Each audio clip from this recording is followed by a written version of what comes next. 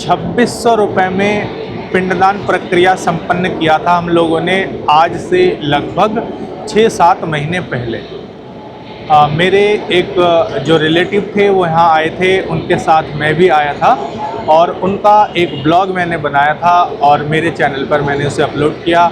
उसे लाखों लोगों ने देखा है और हज़ारों लोगों ने मुझे फ़ोन किया है, हज़ारों लोगों ने मुझे कमेंट किया है। लोगों के बहुत सारे प्रश्न हैं और उन प्रश्नों का उत्तर ढूंढने के लिए और जो पिछली बार हम लोगों ने पिंडदान प्रक्रिया संपन्न किया था वो हमने किया था भारत सेवाश्रम के निर्देशन में।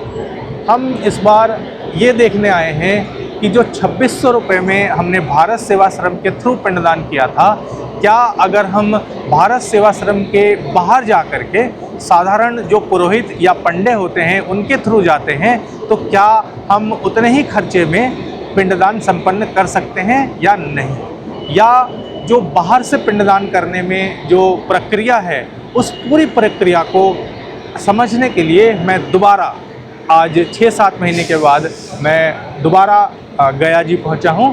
इस समय मैं गया जंक्शन पर बैठा हूं और कुछ लोग मेरे साथ आए हुए हैं जो पिंडदान करने के लिए आए हैं और वो सारे लोग जो डायरेक्ट जो पुरोहित होते हैं, जो पंडे होते हैं, उनके थ्रू बात करके पिंडदान करेंगे, किसी संस्था के थ्रू नहीं जाएंगे। तो इस वीडियो में हम जानेंगे कि बाहर से जाने में क्या हमसे कोई चीटिंग होता है, क्या हम लोगों को लूट लेते हैं जैसा कहा जाता है, या फिर सब कुछ साधारण होता है, आसान रहता है। इस पूरे जो गया का ये नया सीरीज़ है, इसमें आपके जो तमाम हज़ारों प्रश्न हैं उन सारे प्रश्नों का जवाब आपको मिल जाएगा। तो इस पूरे सीरीज़ में मेरे चैनल के साथ बने रहिएगा और पिंडदान से संबंधित जितनी भी शंकाएँ आपके मन में हैं, जितने भी प्रश्न आपके मन में हैं, उन सारे प्रश्नों का उत्तर आपको इस पूरे सीरीज़ में देने की मैं कोशिश करूँगा। तो जैसा कि मैंने कहा था कि कुछ मित्र आने वाले हैं, गया धाम के यात्री कह सकते हैं उन्हें, और अब हम सारे लोग एक बैटरी रिक्शा में बैठ करके विष्णुपद मंदिर की तरफ जा रहे हैं। एक्चुअली जो ये मेरे सारे मित्र हैं, ये लोग पिंडदान करने आए हैं, लेकिन ये डायरेक्ट आए हैं जो यहाँ के पुरोहित या पांडा हैं, उनको ये पहले से जान पहचान है उनकी और उनसे बात करके ही ये यहाँ पर आए हैं पिंडदान प्रक्रिया संपन्न करने के लिए। तो इन्हीं के साथ रहेंगे, हम देखेंगे कि इनका कैसा प्रोसेस रहता है, इनका कितना खर्चा आता है, कितने समय में ये प्रक्रिया संपन्न हो जाता है। ये जितने भी सारे आपके प्रश्न हैं, घर से क्या लाना पड़ता है, बाल मुंडवाना पड़ता है कि नहीं मुंडवाना पड़ता है, यहाँ के जो पुरोहित लोग हैं या पांडा लोग हैं वो क्या लोगों को लूट लेते हैं, बहुत चार्ज करते हैं, ये सारी चीज़ें जो मेरा पिछला वीडियो था उसमें तो आपने भारत सेवा संघ का पूरा प्रोसेस देखा था। अब हम इस वीडियो में देखेंगे कि डायरेक्ट अगर पुरोहित के पास जाएं तो किस प्रकार की स्थिति होती है। अगर हम किसी पुरोहित या पंडा से बात करके आते हैं तो गया जंक्शन के बाहर से ही उनके प्रतिनिधि या वो स्वयं हमें मिल जाते हैं और वहाँ से हमें ऑटो रिक्शा हो या बैटरी रिक्शा हो उसमें बैठा करके और सीधे जो रहने का बंदोबस्त, जो स्थान निर्धारित किया गया है जहाँ पे रहने के बाद आप ये पिंडदान प्रक्रिया संपन्न करेंगे, उस जगह को वो लेकर जाते हैं। किसी भी प्रकार की परेशानी अभी तक मैंने नहीं देखा है। आराम से उतरे, वहाँ पे उनके प्रतिनिधि उपस्थित थे और स्वयं जो मुख्य जो पंडा होते हैं उनके लोग भी उपस्थित थे और उन्होंने हमारे लिए सारा बंदोबस्त पहले से करके रखा था। और अब हम बैटरी रिक्शा में बैठ करके विष्णुपद मंदिर की तरफ जा रहे हैं और वहाँ जा कर के देखेंगे कि किस प्रकार का रहने का जो बंदोबस्त है वो हमारे लिए किया गया है। जैसा कि मैंने आपको कहा था कि स्टेशन के बाहर से ही जो पंडा होते हैं उनके प्रतिनिधि मिल जाते हैं और वो हमको बहुत ही सहयोगपूर्ण तरीके से हमें लेकर आते हैं जहाँ पे रुकना होता है उस स्थान पर।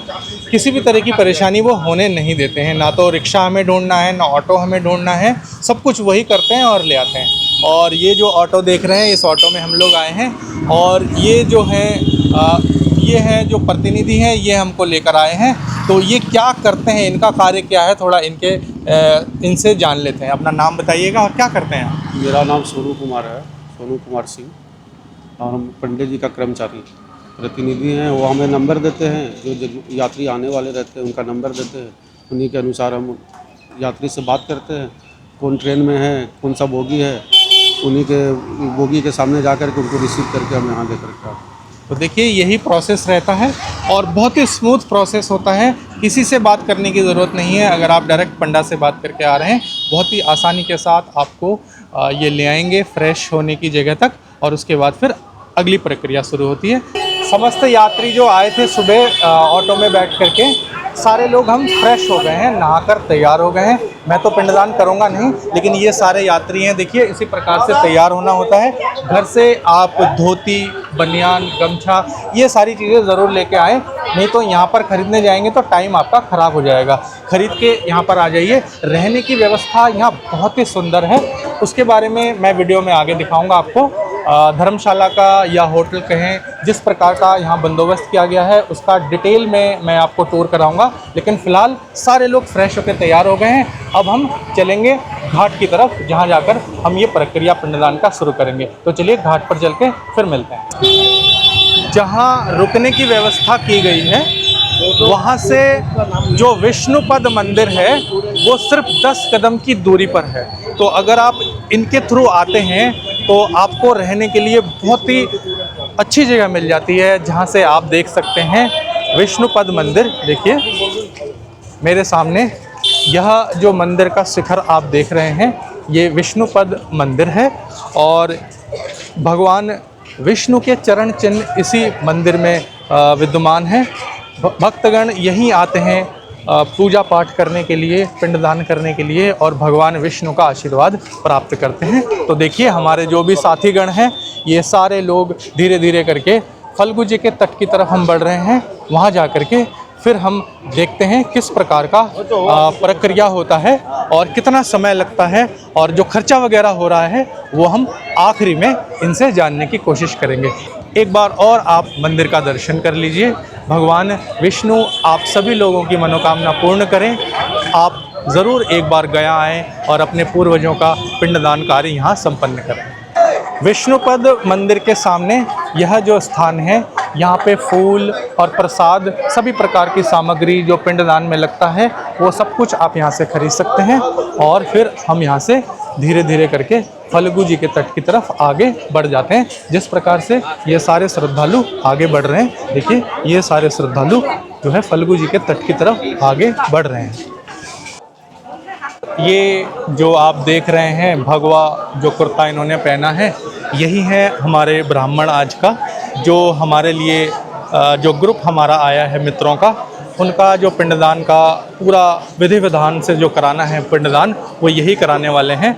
इनके आशीर्वाद से ही जो हमारे पूर्वज हैं उनको अच्छे लोक की प्राप्ति होगी। देखिए इन्होंने जो भी सामग्री चाहिए वो सब सामग्री इन्होंने ले लिया है, धीरे धीरे करके हाथों में इनके पास सामग्री है। और अब हम फल्गु जी के तट पर पहुंच गए हैं। सामने देखिए बहुत ही खूबसूरत और मोक्ष देने वाली, पूर्वजों को अच्छे लोक का आशीर्वाद देने वाली मोक्षदायिनी ये है हमारी फल्गु जी।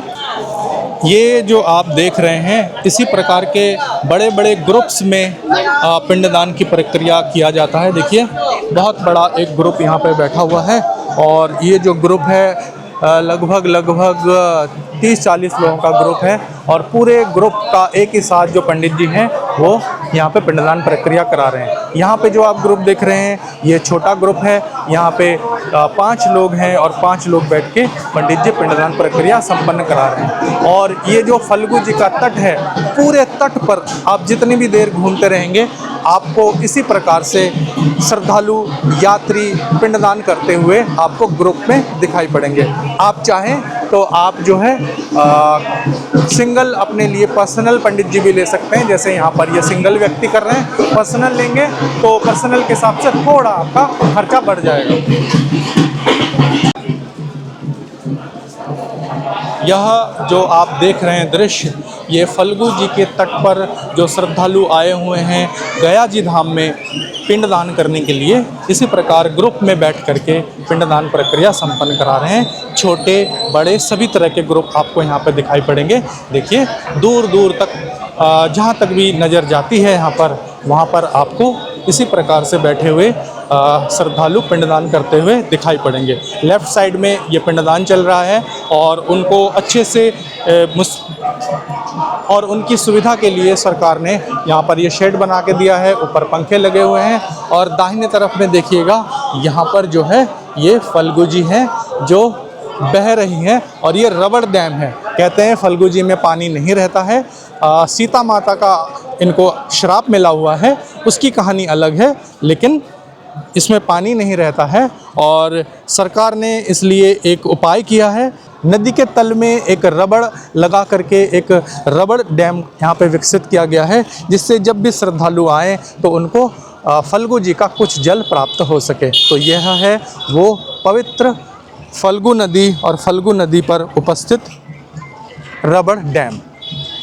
6:20 पर मैं गयाजी जंक्शन पर उतरा था आज सुबह और ज़्यादातर यात्री भी 6 बजे से लेकर के 7 बजे के बीच में गया जंक्शन पर पहुंचे थे और उसके बाद हम फ्रेश हो गए हैं, जहां पर रुकना है हमें वहां पहुंचकर, और इस समय एग्जैक्ट 9 बजे हैं और मैं आपको दिखाना चाहूँगा 9 बजे हम आ चुके हैं गया जी के तट पर और जो हमारे ग्रुप के लोग हैं वो पूरी तरीके से गया जी के तट पर इस समय तैयार हो गए हैं पिंडदान करने के लिए। और जो हमारे साथ पंडित जी हैं वो एक एक जो यात्री आए हैं, जो श्रद्धालु आए हैं, उनके लिए समस्त सामग्री वो लेकर आए हैं और देखिए किस प्रकार से वो पिंडदान प्रक्रिया संपन्न करवा रहे हैं। तो यहाँ पर देखिएगा हमारे ग्रुप में 1 2 3 4 5 6 7 लोग हैं, शायद 8 लोग हैं इस ग्रुप में। और पंडित जी जो हैं जो पहली जगह है फल्गु जी के तट पर, वहाँ पर इस समय पिंडदान की तैयारी करवा रहे हैं। लेफ़्ट में जैसा कि मैंने बताया था ये स्थान है जहाँ पे पिंडदान होता है और मेरे राइट में ही आप देखेंगे यहाँ पे फल्गु जी की पवित्र धारा बह रही है। अपना बाड़ीते जे लोग मारा गेलें बाबा ठाकुर बाबा तारपरे ठाकुर बाबा मा ठाकुरमा तारपरे ठाकुरमा काका काकी पिसा पिसी जेठा जेठू भाई बंधु सास ससुरी अपना बाड़ीते कभी गरु पशु पक्षी छागल कुकुर तोता मारा गेले ওই নামে भी এখানে पिंडी जल দিতে হবে।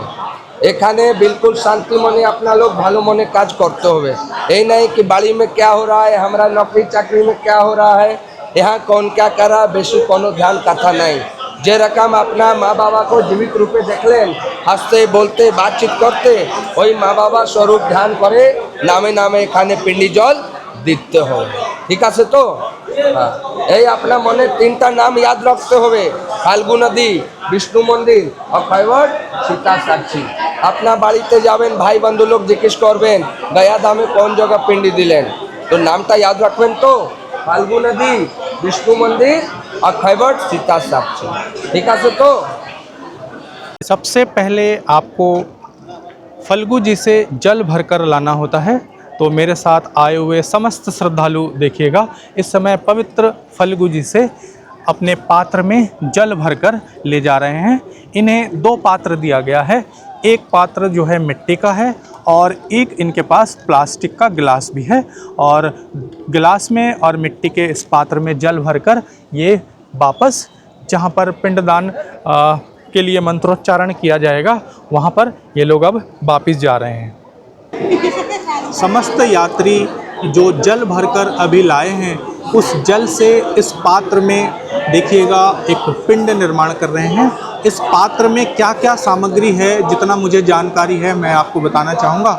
इसमें जौ का आटा है, इसमें तिल है, इसके अंदर अक्षत है, इसके अंदर मधु है, फल है और उन सभी सामग्रियों को मिला करके ये लोग पिंड बना रहे हैं। देखिएगा किस प्रकार से सारे श्रद्धालु अपने हाथों से यह आटा एक जगह पिंड के रूप में तैयार कर रहे हैं। एक बार मैं दिखाना चाहूँगा जितने भी मेरे साथ व्यक्ति आए हैं और ये जो भी सामग्री आप देख रहे हैं, थोड़ा नज़दीक से भी दिखाऊंगा आपको, विभिन्न प्रकार की सामग्री है और ये सामग्री जो है आपको घर से लेकर नहीं आना है। ये समस्त प्रकार की सामग्री आपको यहीं से ही जो पिंडदान कराने वाले आपके पंडा हैं वो सब कुछ अरेंज कर देंगे आपके लिए। ये चीज़ मैं इसलिए बता रहा हूँ क्योंकि बहुत सारे लोग मुझसे पूछते हैं कि घर से क्या लेकर आना है। तो घर से सिर्फ वही लेकर आना है जो वस्त्र आपने पहना हुआ है, वही वस्त्र आपको लेकर आना है, जिसमें धोती है, गमछा है, बनियान है, अंडरवियर है। ये सारी चीज़ आप घर से ले आएँ, जिससे कि बाद में आपको इन चीज़ों को खरीदने के लिए कहीं इधर उधर भागना ना पड़े और व्यर्थ समय हम ना गंवाएं। तो पिंड इस समय निर्माण हो रहा है। इसके बाद जो दूसरी प्रक्रिया होती है फिर मैं आपको वो चीज़ दिखाता हूँ। अभी भी हम फल्गु जी के तट पर उपस्थित हैं। समस्त सामग्री आ चुकी है। मैं सबसे पहले आपको थोड़ा बताना चाहूँगा कैसी कैसी सामग्री है यहाँ पर। देखिए, जो सबसे पहले पिंड बनाया गया था उससे 3 पिंड बनाया गया है, क्योंकि यह सामान्य मृत्यु के केस में किया जाने वाला पिंडदान है। 2 बड़े पिंड आप पात्र में देख सकते हैं और जो एक छोटे छोटे पिंड देख रहे हैं वो बड़े पिंड से छोटे छोटे पिंड बनाए गए हैं। फल्गु जी के तट पर एक पिंड का इस्तेमाल यहाँ पे किया जा रहा है और जो 2 बड़े पिंड बचे हुए हैं, एक अक्षय वट पर उसका पिंडदान किया जाएगा और जो तीसरा बचेगा उसको विष्णुपद मंदिर पर ही उससे पिंडदान किया जाएगा। उसके अलावा जो और सामग्री लगती है वो आप देख सकते हैं यहाँ पर है। इसमें है बर्तन है, 2 प्रकार का गिलास है, लोटा है, माला है और भगवत गीता है। उसके अलावा धोती है, गमछा है, चादर है और जिस पात्र में ये रखा गया है वो कांसे का एक पात्र है। बाकी जो सामग्री है वो सामग्री आप देख सकते हैं पत्ते के थाली में, पत्र के पात्र में बनाया गया है। और जो पिंडदान प्रक्रिया है, पिंडदान का जो मंत्रोच्चारण है वो इस समय शुरू हो चुका है यहाँ पर। और फल्गु जी के तट पर जो हमारे मित्र आए हुए हैं ये लोग पिंडदान प्रक्रिया इस समय संपन्न करा रहे हैं बहुत भक्ति भाव से। मैं भगवान विष्णु से प्रार्थना करूंगा कि जो भी मृत आत्माएं हैं उनको सद्गति प्राप्त हो। आप इस दृश्य में देख सकते हैं कि गया जी में माताएं भी पिंडदान कर सकती हैं।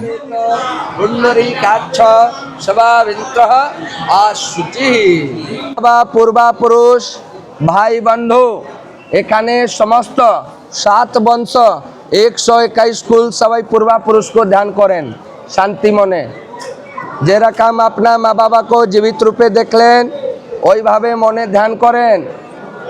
সবাইকে হলো বাবু ধ্যান।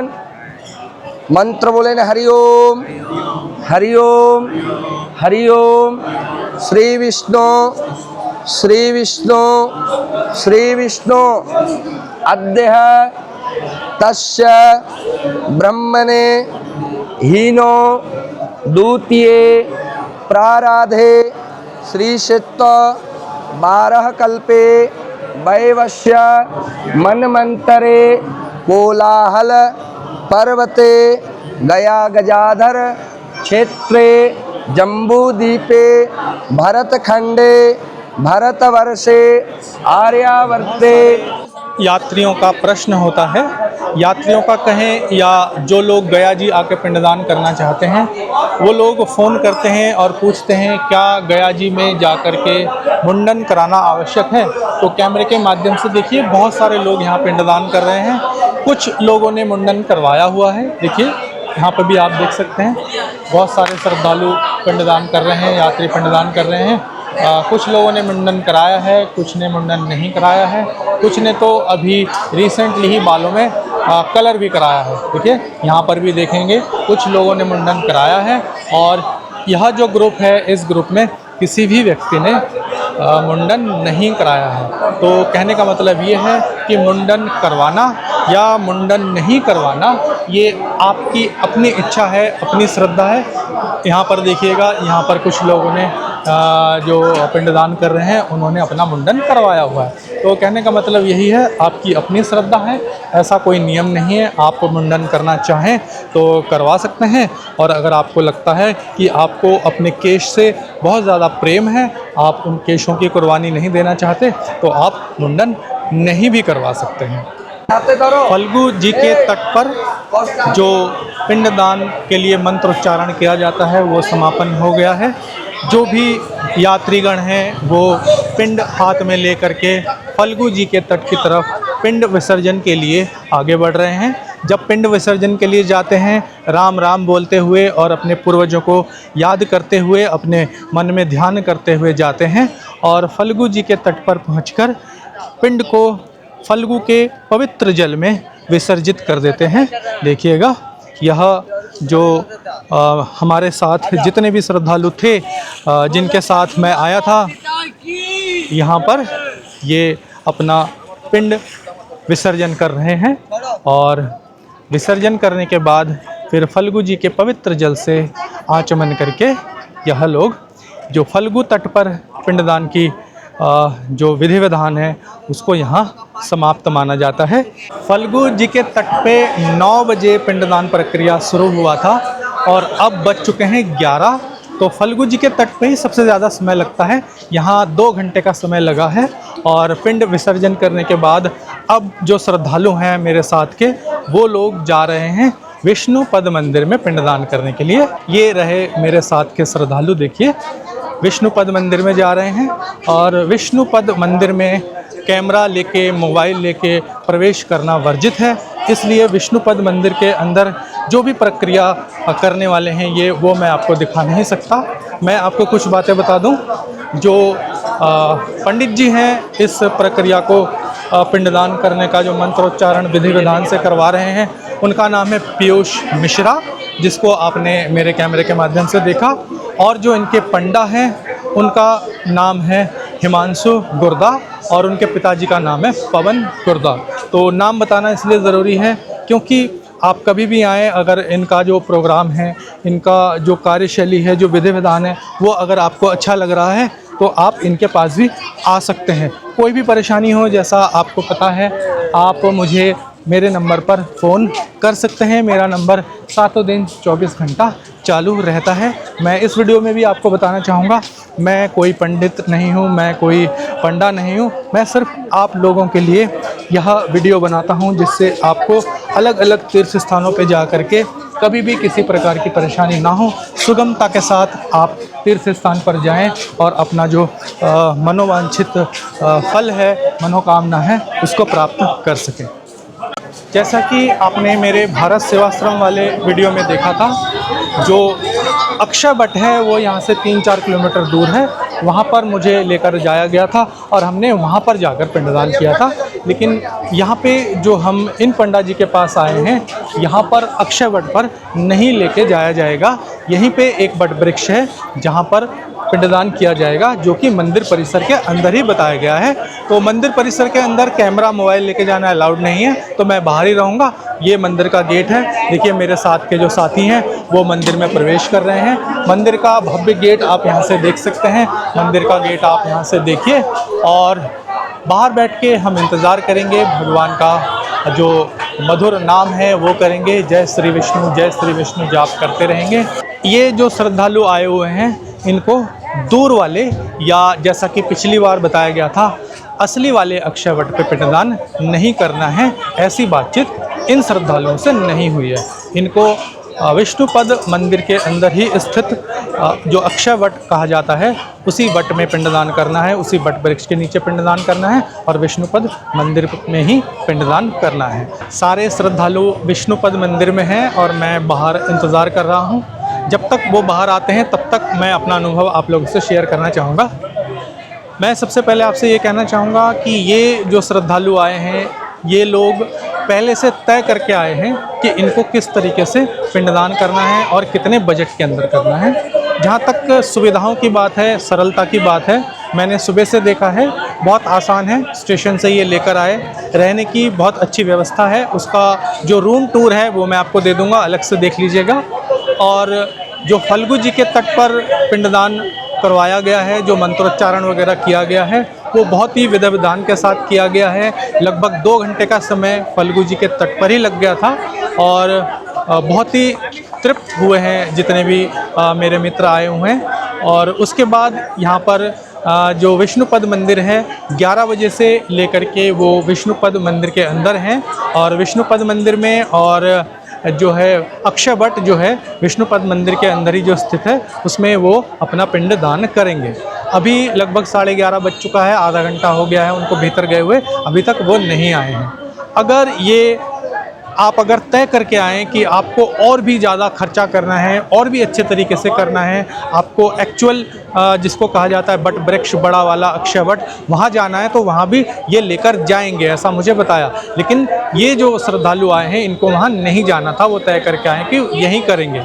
जो खर्चा है, जितना मैं मोटा मोटा समझ पाया हूँ, इन सभी लोगों का खर्चा 4 से 5 हज़ार के बीच में आया है इस पिंडदान प्रक्रिया में, जो कि अप्राकृतिक मृत्यु नहीं है, साधारण या प्राकृतिक मृत्यु वाले हैं सारे। इनको प्रेतशिला नहीं जाना है, किसी प्रकार का नाग बलि, नारायण बलि या त्रिपिंडी इनको नहीं कराना है, साधारण सिंपल पिंडदान करना है। और इसमें इनका खर्चा जो पहले से तय किया हुआ है उसके अनुसार लगभग 4 से 5 हज़ार आया है। जैसे ही ये लोग बाहर आते हैं मैं इन लोगों के साथ आखिरी कमेंट शेयर करूंगा, तो इंतज़ार करते हैं। जैसे ये बाहर आएंगे तो एक्चुअल टाइम पता लग जाएगा कि विष्णुपद मंदिर से ये कितनी देर में आते हैं। बज गए हैं पूरे 12 और विष्णुपद मंदिर और अक्षय वट से पिंडदान करने के बाद हमारे जो साथीगण हैं वो बाहर आ चुके हैं। तो इनसे एक बार जानने की कोशिश करेंगे शॉर्ट में कि इनको कैसा लगा, इनका अनुभव कैसा रहा। तो दादा आप कहाँ से आए हैं? मैं कलकत्ता से आया हूँ। कैसा लगा आपको जो ये सुबह 6 बजे से हम कर रहे हैं? बहुत ही अच्छा लगा है, सिस्टमेटिक वे में हुआ है ये। बहुत ही दूसरा मंदिर में भी गया है बट इतना अच्छा कहाँ पे भी मिला नहीं, इधर इतना अच्छा सुंदर सिस्टमेटिक वे में हुआ। अच्छा देखिए, तो जैसा मैंने कहा था इनको बहुत अच्छा लगा, जो विधि विधान है इनको भी बहुत अच्छा लगा है। और जो मुख्य हैं हमारे जिन्होंने ये सब कुछ संपन्न कराया है, पंडित जी हमारे पुरोहित जी, उनका नाम है पंडित जी पीयूष मिश्रा। तो मिश्रा जी से जानेंगे कि हम लोग उनको कैसे लगे और हमने कैसे सहयोग किया, और इस क्षेत्र के बारे में थोड़ी सी जानकारी उनके मुखमंडल से हम सुनना चाहेंगे। तो मिश्रा जी कुछ बताइए। हमारे बंगाल से आए हुए लोग बहुत ही अच्छे व्यवहार के साथ उन्होंने हमारे साथ व्यवहार किया, और हमारे गया जी में आकर इन लोगों ने 3 स्थान पर पूजन किया, गया श्राद्ध, फल्गु नदी, विष्णुपद और अक्षय वट। इन्होंने अपने माता पिता पूर्वजों के नाम से गया जी में 7 वंश 121 कुल का उद्धार किया है ना। यहाँ पे इन लोग बहुत शांति मन से इन लोग कार्य किए हैं, बहुत संतुष्ट भाव से इन लोगों ने कार्य किया। जो इनके पंडे हैं गया क्षेत्र के पवन लाल गुर्दा जी, इन लोग का व्यवस्थापक, जो कि सारा पूर्ण रूप से व्यवस्था, सारी सामग्री, सामान, फल फूल जो भी व्यवस्था है वो हमारे पवन लाल जी गुर्दा जी की तरफ से था। मैं इनके पुरोहित पंडित हूँ, पीयूष कुमार मिश्रा जी, है ना। बाकी हमारे इन लोग यजमान जो हैं काफ़ी इन लोग भी हमसे संतुष्ट हैं, और आप इन लोगों से भी हमारे बारे में पूछ सकते हैं कि मैं कार्य कैसा करवाया। जो हमारे पंडित जी हैं जिन्होंने इतने अच्छे तरीके से पिंडदान जो है यहाँ संपन्न कराया है, हमें उनका आशीर्वाद मिलेगा, और उनके आशीर्वाद से ही हमारे जो भी पूर्वज हैं उनको अच्छे लोक की प्राप्ति होगी। भगवान विष्णु का भी आशीर्वाद हम सभी जो श्रद्धालु यहाँ आए हैं सबको मिलेगा, और भगवान विष्णु सभी का कल्याण करेंगे। इसी के साथ इस वीडियो को हम यहीं समाप्त करते हैं। आप लोगों को कुछ भी जानकारी चाहिए तो मेरे चैनल पे मेरा नंबर हमेशा रहता है, 24 घंटा 7 दिन आप मुझे फ़ोन कर सकते हैं। किसी भी प्रश्न के लिए आप मुझे फ़ोन कर सकते हैं, कैसा भी प्रश्न हो, छोटा बड़ा मोटा लंबा, कुछ भी प्रश्न आप मुझसे पूछ सकते हैं। जय श्री राम। जय श्री विष्णु। हर हर महादेव। ठीक है, हर हर महादेव, जय श्री राम और जय श्री विष्णु बोलते हुए इस वीडियो को यहीं समाप्त करते हैं। जल्द होगी इसी सीरीज़ के अगले वीडियो में आपके साथ हमारी मुलाकात। नमस्कार। चलो।